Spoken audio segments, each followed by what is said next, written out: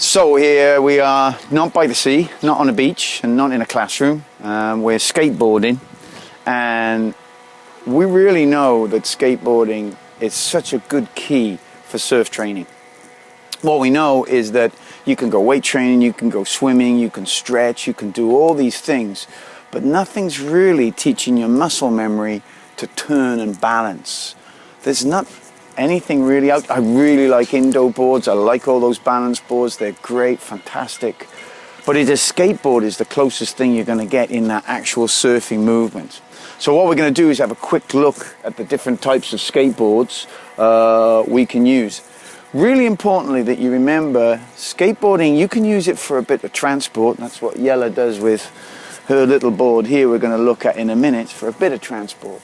But once you start to skateboard kind of seriously, there's a couple of things you've got to look for. Make sure that you warm up, that you stretch out. Especially if you're learning to skateboard correctly, you'll be rotating, like in your surfing movements. So you need to be nice and loose. And safety equipment. Now you'll see me in the next little bits of video, maybe just wearing a pair of gloves. I've been skating, I don't know, over nearly 50 years. I think 50 years I've been skating, and I fall still. If I'm skating on ramps, and I love ramps, we'll talk about that another time, I will fully pad up. At the moment, just on flat, I'm just going to use these kind of gloves. But, you know, Yella, she skates at home, but generally, if you're going to really seriously train, you'll be pushing yourself and you may fall. So, elbow pads, great idea. These, fantastic. These are kind of the minimum thing I'll use. If you fall, what's the first thing that goes out? Where humans will put our arm out, and this stops a break of the wrist, and you kind of slide on it. So really useful thing. Knee pads, again, one of the first things we do, and what you should do is try and learn to fall into these pads. You actually slide on your pads. It's a great skill. Again, there's so much information out there, YouTube and stuff like that, that you can watch really good skateboarders. And the street people now, particularly, you see them wearing nothing except gloves and huge pads because they're going to slide to their knees. Have a look at these two. Different types of pads. Be careful that you don't go too cheap. Now this is like what you almost kind of don't want. It's kind of a kiddie's pad, but you'll see a lot of people will just buy cheap pads at the start, and that's not the best idea. Try and buy something of some decent quality. This is kind of the next range up, same kind of company. But really, if you're serious, you want to start looking on the internet for the bigger names, you know.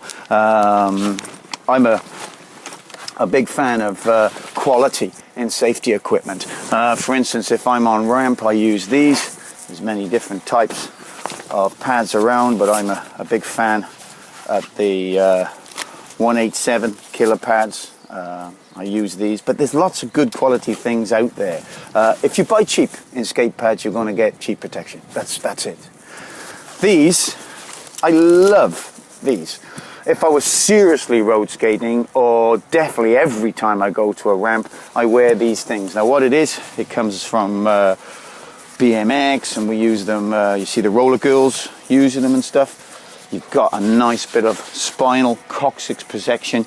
We fall on your hips so much that you can really, I damaged my fascia inside my hip over many years of falling. So these things here, fantastic. They just stop that impact. Cheap. I think this cost me less than 20 euros, and they could save you, and they last for ages.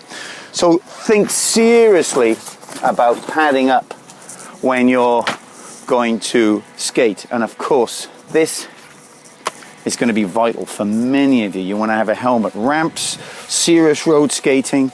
You know, I know a lot of companies, they advise you always to use this. Nothing wrong with that. Some skate parks you go to, you have to wear a helmet. So, you know, these things, again, for the amount of protection they give you, they're not too expensive.